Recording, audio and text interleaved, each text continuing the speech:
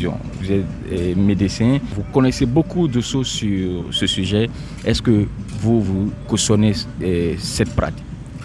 Je ne la cautionne pas. J'ai été dans une situation où j'ai reçu une fille excisée, parce que nos mamans aussi qui font l'excision, en fait, ce n'est même pas l'organe qu'on leur a dit d'exciser qu'ils excisent. Et avant tout, il faut savoir qu'il n'y a pas une chose que Dieu fait en nous qui n'a pas son rôle. Cet organe a un rôle bien spécifique dans l'accouchement. Donc, je ne peux pas la cautionner parce qu'après, vous donnez, c'est une souffrance que subit cette fille ou cette femme pour accoucher. C'est une souffrance que cette femme subira au quotidien pour vraiment le plaisir sexuel qu'elle a à recevoir de son mari.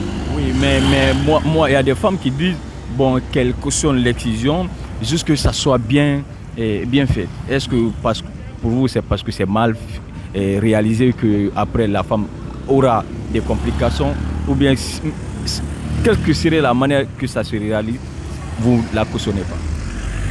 Quelle que soit la manière, pourquoi? Parce que tout simplement, ce qui parle de côté religieux de l'excision, ce qui est dit, c'est d'effleurer, je crois. Je ne sais pas réellement, je ne peux pas me hasarder dans ce contexte-là, mais dans le contexte de la médecine, je dirais que non, parce que cet organe a un rôle et il faut que cet organe joue un rôle.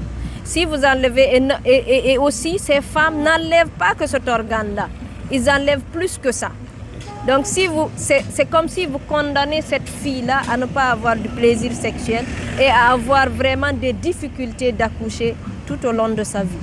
Voilà, vous avez compris, mesdames et messieurs, c'était les vérités, les explications de mademoiselle Ba, si je me Aïssatou. C'est quoi le nom? Ba Aïssatou, voilà. Et est-ce que vous avez des personnes à saluer? Et peut-être que ces gens-là vont tomber sur cette vidéo et après on va se quitter. Je salue, c'est ma famille que je vais saluer, je ne sais pas, et mes amis qui vont sûrement regarder cette vidéo. Et j'espère qu'ils auront quelque chose à ajouter.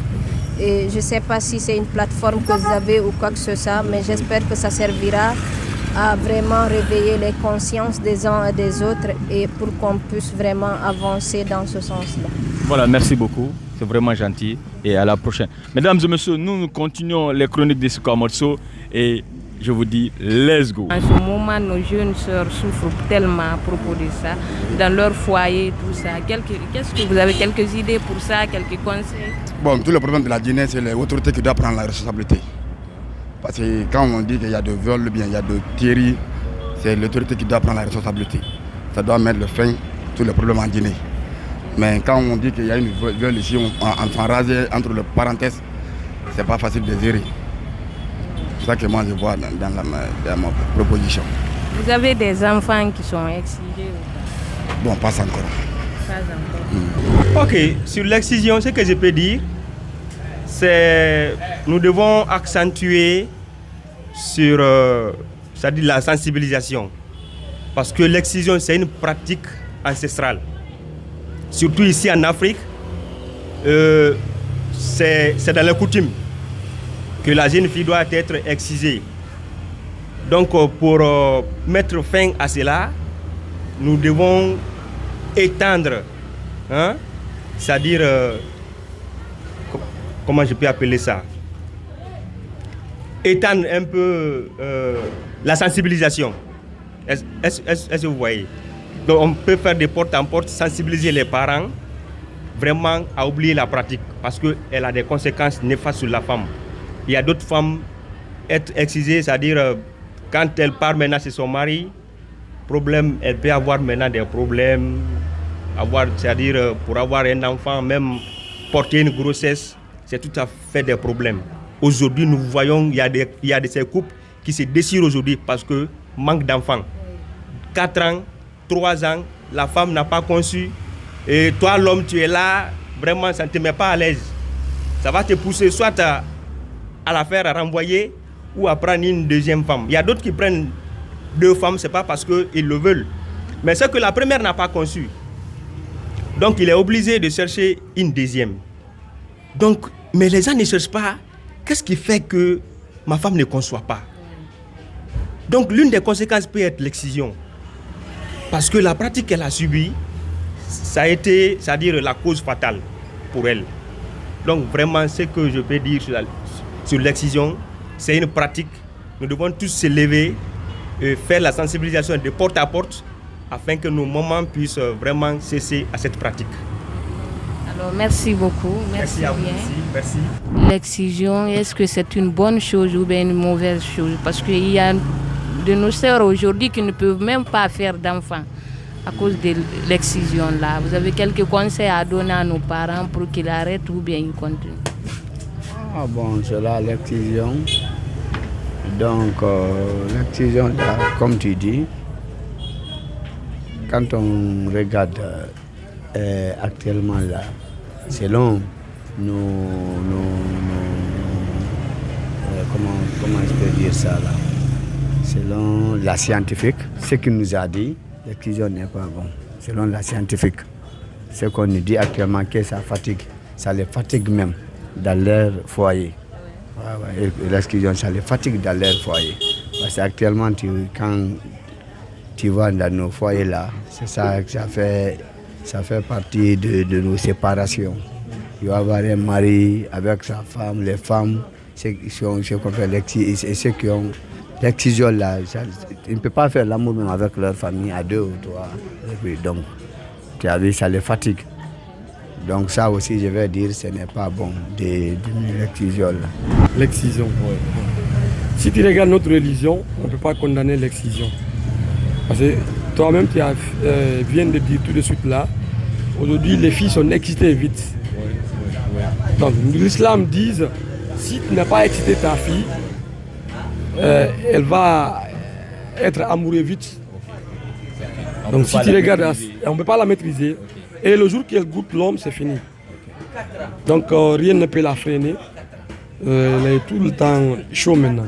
Oui, mais il y en a qui disent exciser c'est bon, mais il faut le faire très bien.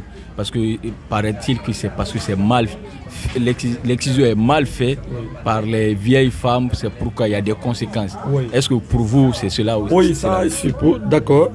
L'excision, il faut faire, mais il faut bien faire. Il faut donner, c'est à lui qui est compétent.